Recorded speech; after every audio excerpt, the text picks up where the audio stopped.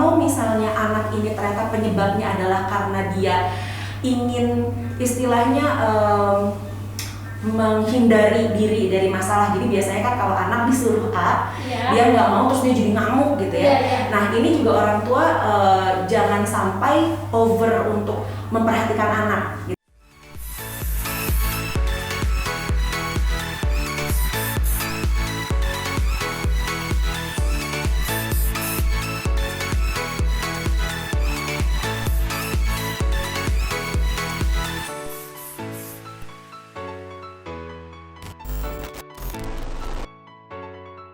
Halo Sobat Unggul, balik lagi di Unggul Podcast, ngobrol sehat untuk kita semua. Kali ini kita mau bahas lagi informasi-informasi kesehatan yang menarik dan tentunya sayang untuk kita lewatkan. Nah, hari ini kita sudah kedatangan lagi narasumber yang menarik untuk kita ajak ngobrol. Hari ini ada Ibu Marisa, boleh menyapa Bu? Halo, Assalamualaikum, selamat pagi, siang, sore ya. Bakalan ditayangkannya entah kapan. Apa kabar semua Sobat Unggul? Ya, jadi sama Bu Marisa ini Ayu juga baru ketemu ya Bu ya? Iya, betul. Ibu Marisa ini adalah psikolog di Rumah Sakit Unggul Karsa Medika. Ibu udah berapa lama Bu di sini? Saya bergabung di RSUKM ini sejak tahun 2019 Bu Ayu. 2019. Udah lama banget ya Bu ya, tapi baru ketemu sama Ayu sekarang. Betul, Langsung diajak untuk podcast. Senang rasanya Bu Ayu karena akhirnya kita bisa ketemu, bisa ngobrol bareng gitu ya Bu Ayu. Mudah-mudahan nanti obrolan ini juga bisa berguna gitu buat Sobat Unggul semua. Pastinya Bu. Ya Bu, jadi emang untuk Unggul Podcast ini kita mau ngobrol-ngobrol soal kesehatan gitu ya. Nah, memang ngobrolnya ya ngalir aja gitu Bu, kita ngobrolinnya banyak banget hal gitu. Memang nantinya mungkin akan difokuskan ke satu topik gitu Bu. Nah, untuk Unggul Podcast hari ini kita mungkin akan bahas lebih ke kesehatan mental ataupun ke psikologisnya gitu ya Bu ya. Karena di sini Ibu ahlinya di bagian psikologi. Amin, mudah-mudahan. Iya Bu. Jadi kemarin kan kita udah lebaran juga ya Bu ya. Alhamdulillah dari pemerintah sudah memperbolehkan kita untuk mudik. Nah, Ibu kemarin mudik nggak Bu? Saya kalau misalnya dibilang mudik, kayaknya karena masih di dalam kota juga gitu ya. Jadi mudiknya kayak mudik main-main. Dekat gitu ya Bu ya. Kayak cuma jalan-jalan aja gitu Bu Ayu. Iya, kalau pengalaman orang lain mungkin kan mudik itu jauh gitu ya Bu ya, naik pesawat, naik kapal laut, itu yang serunya gitu ya. Nah, kalau Ayu sendiri memang tahun ini juga Ayu nggak mudik. Tapi kalau ngebahas tentang mudik, suka ada kejadian-kejadian yang lucu aja gitu ya. Betul. Ayu pernah nih Bu, naik pesawat itu mau mudik. Terus di dalam pesawat itu ya karena banyak orang gitu ya, ada anak kecil, ada orang tua. Nah, ada waktu itu anak kecil sekitar umur 3 atau 4 tahun gitu ya. Terus dia kayak nangis kenceng banget karena mungkin begitu naik pesawat nggak tahu kaget atau gimana. Terus dia nangis kenceng banget sampai nendang-nendang kursi pesawat gitu. Terus ibunya kan bingung ya, ini anaknya pasti mengganggu juga ke orang lain atau gimana. Nah, pada saat itu Ayu cari tahu gitu ya di Google itu anaknya kenapa gitu. Yang Ayu temukan itu katanya itu adalah kondisi tantrum. Nah, apakah sebetulnya itu adalah tantrum atau gimana Bu? Iya. Sebenarnya memang perlu diobservasi lebih lanjut gitu ya, perlu kita lihat lebih lanjut. Tapi kalau misalnya merujuk pada definisi tantrum itu sendiri, kita sebenarnya bisa bilang ini mungkin ada perilaku yang mengarah ke sana gitu. Ya, meskipun kita juga harus pastikan lagi gitu ya berapa lama kejadian tersebut terjadi, penyebabnya apa, seperti itu Bu Ayu. Gitu. Nah, mungkin Sobat Unggul semua juga ada yang pernah merasakan kayak Ayu gitu ya Bu ya, pernah ketemu sama anak kecil gitu yang nangis sampai berteriak-teriak gitu, atau mungkin dari Sobat Unggul ada yang pernah punya pengalaman dengan tantrum itu sendiri. Simak sampai habis video ini karena kita akan membahas tentang tantrum ini. Nah, Sobat Unggul semua mungkin di sini udah makin penasaran sama apa itu tantrum. Kita akan bahas di sini dengan ahlinya tentunya. Jadi Bu, kalau untuk tantrum sendiri sebetulnya definisinya itu apa sih Bu? Jadi tantrum itu sebenarnya kalau secara definisi dia itu adalah ledakan emosi, dan biasanya emosinya itu adalah emosi negatif ya, karena kita kalau bicara emosi itu kan ada positif, ada negatif, ada netral. Ini adalah ledakan emosi negatif seperti misalnya marah, kecewa, sedih. Namun ledakan emosi ini ditampilkan secara intensif. berlebihan, dan kadang tidak sesuai dengan situasi sosial yang dihadapi oleh anak. Gitu. Nah, berarti kan ini ada, apakah memang ada pemicunya atau justru ya anak-anak emang kayak gitu gitu? Sebenarnya tantrum ini karena memang dia sifatnya adalah tadi ya ledakan emosi tadi, maka biasanya akan ada pemicu yang mendahului tantrum ini. Betul gitu. Nah, pemicunya apa bisa macam-macam, tapi biasanya pemicu ini yang nantinya mengakibatkan emosi negatif tadi. Gitu. Jadi memang ada pemicunya dulu. Betul. Tapi kan ini untuk tantrum ini berarti ledakan emosi. Apakah memang hanya terjadi pada anak-anak kah atau apa justru memang semua anak-anak akan mengalami? Oke. Tantrum ini sebenarnya memang pertama muncul begitu ya Bu Ayu. Pertama muncul ini di usia anak-anak. Biasanya dia akan muncul di usia 1 sampai 3 tahun. 1 sampai 3 tahun. Betul, itu yang umumnya terjadi. Nah, ketika tantrum ini tidak ditangani dengan baik oleh orang tua maupun orang dewasa di sekitar anak, maka bisa jadi ini akan bertahan bahkan sampai usia remaja sekalipun. Oh, jadi sampai remaja pun masih bisa tantrum. Betul. Berarti memang dari kecil anak-anak bisa sampai remaja kalau tidak tertangani ya Bu ya. Bu, tapi kalau untuk tantrum ini apakah memang semua anak-anak akan mengalami tantrum atau enggak? Oke. Nah, terkait dengan itu sebenarnya kalau dari penelitian begitu ya Bu Ayu, salah satu penelitian memang menyatakan bahwa tidak semua anak akan mengekspresikan emosi negatifnya itu dengan tantrum. Tapi pada umumnya gitu ya, kebanyakan anak-anak di usia 1 sampai 3 tahun dia mengeluarkan si tantrumnya gitu. Kenapanya gitu ya? Ya ini karena memang di usia 1 sampai 3 tahun ini anak tengah belajar untuk dia bisa meregulasi emosi dia. Gitu Mbak. Jadi ya kita tahu sama-sama lah ya, anak usia 1 sampai 3 tahun itu adalah masa-masa di mana dia ini lagi berkembang gitu ya, berkembang kemampuan diri gitu. Jadi biasanya anak-anak usia segini itu dia mulai dalam tanda kutip nyebelin ya. Jadi kalau misalnya dikasih tahu suka bilangnya enggak no gitu ya, saya lah anak kecil. Nah, itu sebenarnya salah satu bentuk dia lagi menyatakan bahwa ini lo gue, ini lo saya. Gitu.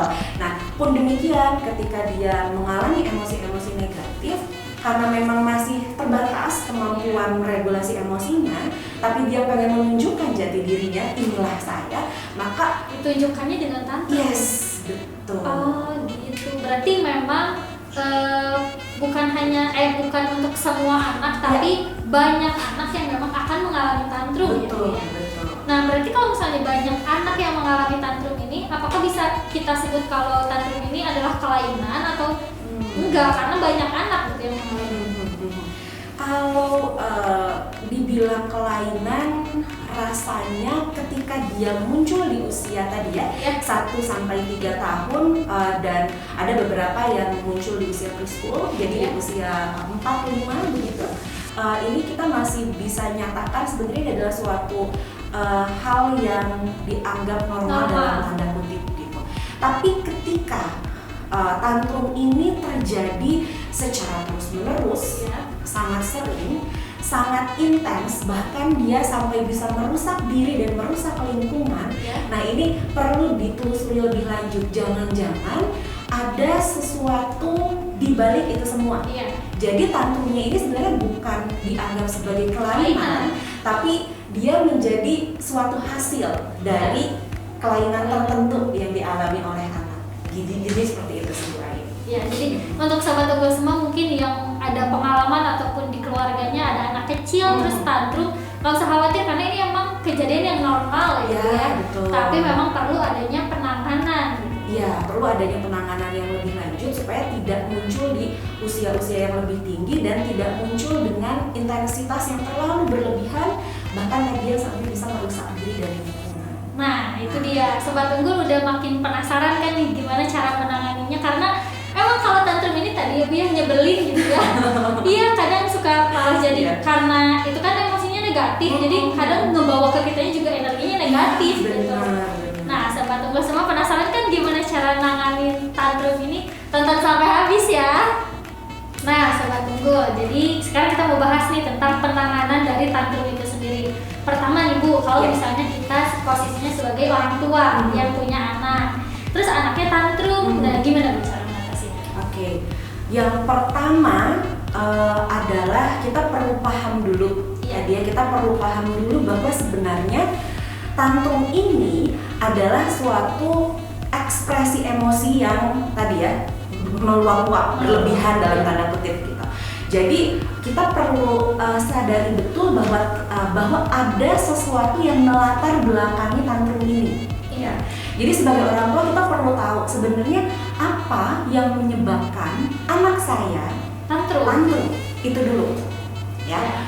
Nah, kita bisa tinjau gitu. Jangan-jangan anak ini tantrum karena dia merasa kecewa karena tidak bisa mendapatkan sesuatu yang dia inginkan. Biasanya mainan ya, kalau anak jajan ya biasanya gitu.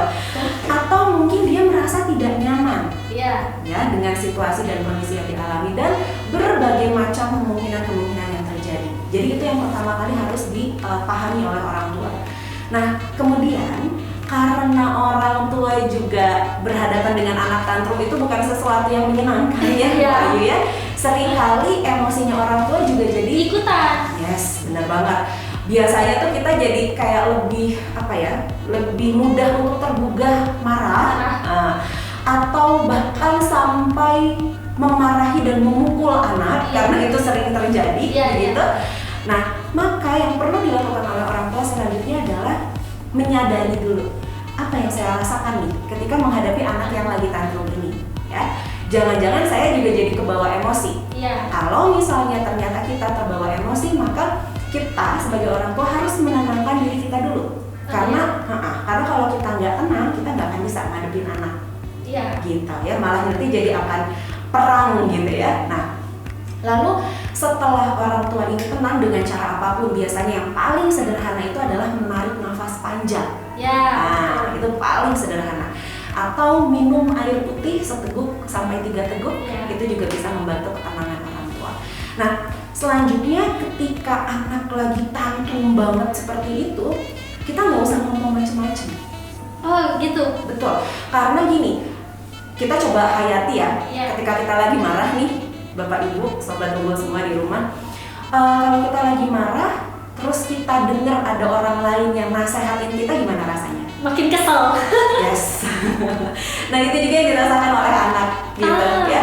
Jadi kalau lagi tantrum, lagi menggebu-gebu, lagi keluar emosinya banget, kita coba untuk tetap temani anak ini gitu ya. Tapi kita juga perlu istilahnya ya, kita juga jangan jangan langsung ngomong, jangan langsung nasehatin segala macam, kita temani saja. Yang diem aja dulu. Ya, diem, tapi kita tetap memperhatikan anak. Jangan sampai perilaku tantrum ini tadi jadi merugikan dia dan merugikan orang lain. Karena sering juga tantrum kan sampai lempar-lempar barang. Ya. Ada yang bahkan anak itu sampai menahan nafas.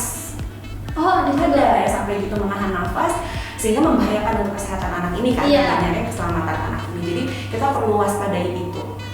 Nah, dan tadi yang saya bilang ya, kalau misalnya anak ini ternyata penyebabnya adalah karena dia ingin istilahnya menghindari diri dari masalah. Jadi biasanya kan kalau anak disuruh A, dia nggak mau, terus dia jadi ngamuk gitu ya. Nah, ini juga orang tua jangan sampai over untuk memperhatikan anak gitu, karena ini nanti bisa jadi pembiasaan untuk anak. Maka ya udah, kita temenin, tapi kita perhatikan dan kita cukup diam dulu sampai anak ini tenang. Nanti bisa tenang dengan sendirinya. Bisa tenang dengan sendirinya. Ya, kalau misalnya kita lihat dia udah rada tenang, kita tanya, udah selesai gitu ya, mengamuknya, nangisnya sudah selesai. Kalau misalnya belum, ya udah biarkan dia untuk meluapkan dulu. Yes, mengekspresikan emosinya dulu. Nanti kalau udah tenang, baru kita masuk. Gitu loh, untuk nanti bisa menjelaskan gitu loh, kenapa mama melarang, kenapa kamu gak dibelikan mainan, kenapa kamu harus dihukum misalnya seperti itu ya. Dan kita juga perlu tanyakan gitu ke si anaknya, meskipun anak ini masih umur 1-3 tahun gitu, kita tetap bisa diskusikan apa sih yang membuat kamu mengamuk gitu ya.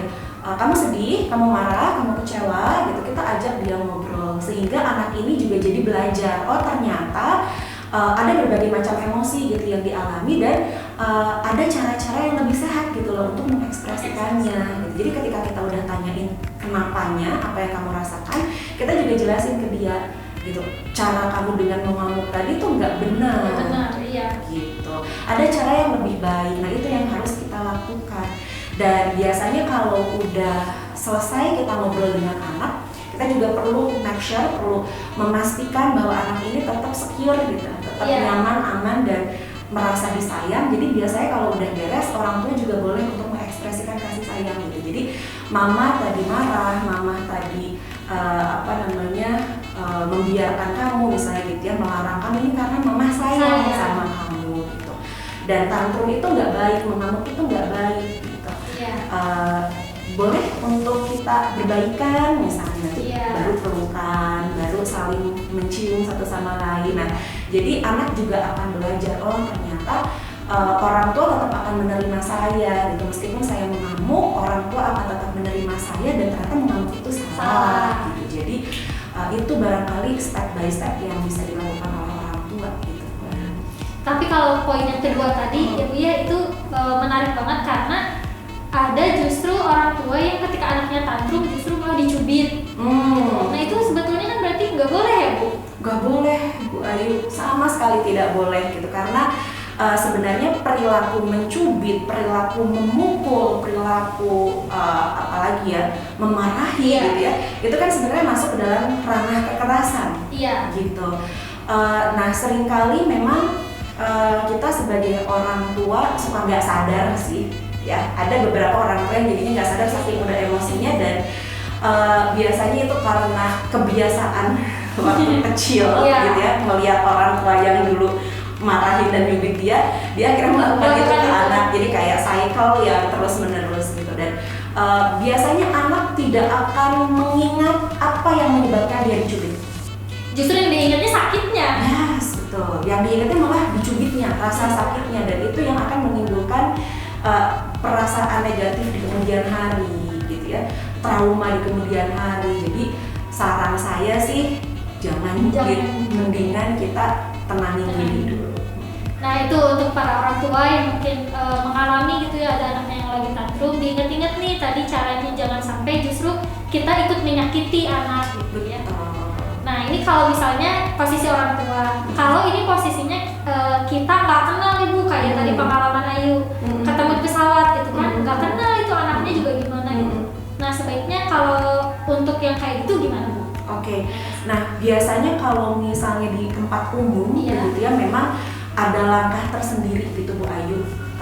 Ini mungkin saya akan jelaskan yang orang tuanya dulu, baru ke orang yang dewasanya ya.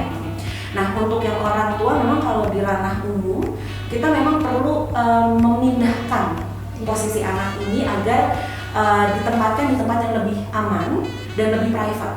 Kalau misalnya di pesawat mungkin kita bisa minta tolong ke pramugari untuk kita misalnya pindah dulu ke area belakang ya, entah di depan kamar mandi atau di area yang lain gitu ya.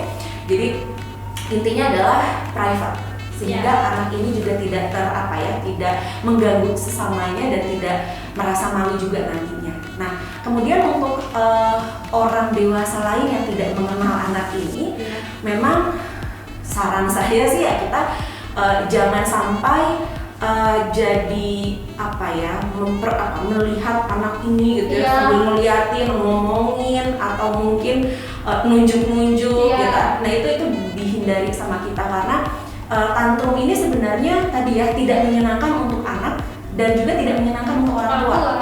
Semakin anak ini mendapatkan perhatian dari lingkungan sekitarnya, bisa jadi anak ini dia salah arti, dia merasa orang-orang jadi pada merhatiin gue, saya jadi pusat perhatian kalau saya tantrum, berarti saya akan coba lagi di kemudian hari untuk tantrum supaya diperhatikan. Atau yang kedua adalah dia jadi merasa malu tadi yang saya bilang. Nah belum lagi papa mamahnya, mereka juga akan semakin stres Dan kebayang ya jadinya emosi negatifnya meluap, ditambah dengan emosi negatif yang dirasakan karena dilihatin orang di sekitar, itu makin menambah, jadi terus saja dia akan makin parah nantinya tantrumnya. Jadi kita sebagai orang dewasa yang tidak mengenal anak ini ya barangkali kita juga perlu jaga jarak gitu ya dengan si anak ini, dan kalau perlu gitu ya kita bisa tanya gitu ke orang tuanya, ada yang bisa dibantu enggak gitu loh, ada yang bisa dibantu atau mau ke belakang ditemenin misalnya gitu. Nah itu lebih bijak sih menurut saya. Gitu. Ya jadi kita nih untuk yang biasa pergi ke tempat-tempat umum terus ketemu sama anak yang tantrum, itu tadi kita juga harus menciptakan lingkungan yang memang mendukung untuk anaknya supaya berhenti gitu ya nanti tantrumnya. Jangan sampai kita yang ngeliatin terus apalagi nunjuk-nunjuk itu kan nggak enak banget kalau digituin. Kalau kita gitu juga kan nggak enak gitu. Lebih baik kalaupun mau menolong tanyakan aja ke orang tuanya apa yang perlu ditolong. Jangan sampai ya udah sama anaknya gitu lingkungannya juga nambah-nambahin gitu ya. Nah gitu sahabat Google, cara menanganinya masih banyak yang akan kita bahas tentang tantrum ini. Jadi untuk sahabat Google semua jangan lupa subscribe dulu dan like video ini karena subscribe dan like itu gratis. Nah Bu, tentang tantrum ini tadi kita udah bahas banyak banget ya, dari kenapa bisa tantrum, siapa aja bisa tantrum, dan tadi cara mengatasinya. Kira-kira Bu untuk tantrum ini tadi udah sempat Ibu singgung sih di awal kalau tidak tertangani dari kecil ya bisa sampai remaja gitu tantrumnya. Tapi Bu, kira-kira selain itu ada nggak sih hal yang membuat karena anak ini tantrum apakah nanti jadi fatal gitu di masa depannya, atau mungkin bisa memunculkan gangguan psikologis lain dari tantrumnya? Nah, kalau misalnya tantrum ini tidak ditangani dengan baik, karena tadi ya saya sudah jelaskan bahwa tantrum ini adalah luapan emosi negatif yang intensif gitu, maka bisa menyebabkan ini menjadi suatu kebiasaan pada anak ini sampai usia remaja, usia dewasa. Akhirnya ketika dia menghayati adanya emosi negatif, dia ekspresikan dengan cara yang tidak tepat dan berlebihan gitu.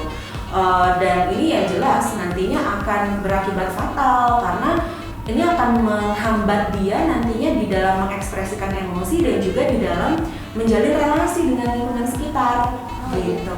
Hati-hati loh, kalau misalnya memang tidak ditangani dengan baik, orang-orang yang tingkat agresifnya tinggi gitu ya, bahkan bisa sampai melakukan kekerasan, kan sebenarnya itu si kekerasan ini kan merupakan ekspresi emosi yang berlebihan dan tidak tepat gitu. Jadi jangan sampai si tantrum ini terbawa terus menerus dan akhirnya merugikan dia dan lingkungan sekitar gitu. Jadi ya tadi karena kita udah menjelaskan dari awal bahwa ada cara-cara yang bisa kita tangani gitu ya, yang bisa kita lakukan, maka ya lakukanlah itu. Dan kalau misalnya memang si tantrum ini sangat berlebihan sampai tidak bisa kita tangani sendiri gitu ya sebagai orang tua, ya gak ada salahnya kita untuk datang ke psikolog gitu ya, untuk kemudian berdiskusi lebih lanjut gimana cara menanganinya.